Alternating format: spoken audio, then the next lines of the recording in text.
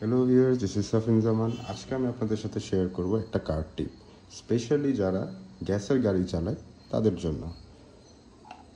এটা হচ্ছে একটা ফুয়েল পাম্প, 1NZ গাড়ির, 1NZ FE, অ্যাকচুয়ালি আমার গাড়ির ফুয়েল পাম্প।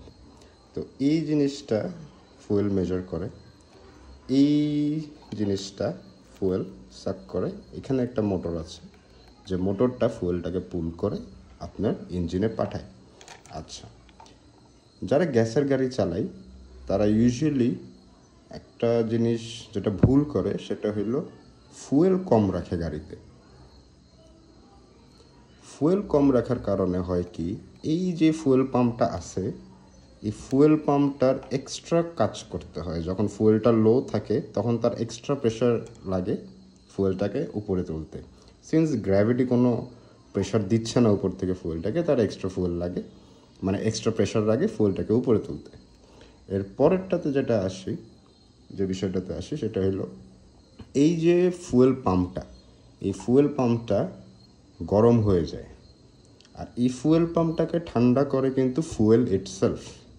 তো আপনি যদি আপনার ফুয়েল পাম্পকে ড্রাই রান করেন বা ড্রাই স্টার্ট দিচ্ছেন, গ্যাসে স্টার্ট দিচ্ছেন, আপনার ফুয়েল ট্যাঙ্ক খালি বা ফুয়েল কম, তখনই ফুয়েল পাম্পটা আরও বেশি হিট হয় এবং নষ্ট হয়ে যাওয়ার সম্ভাবনা বেড়ে যায়।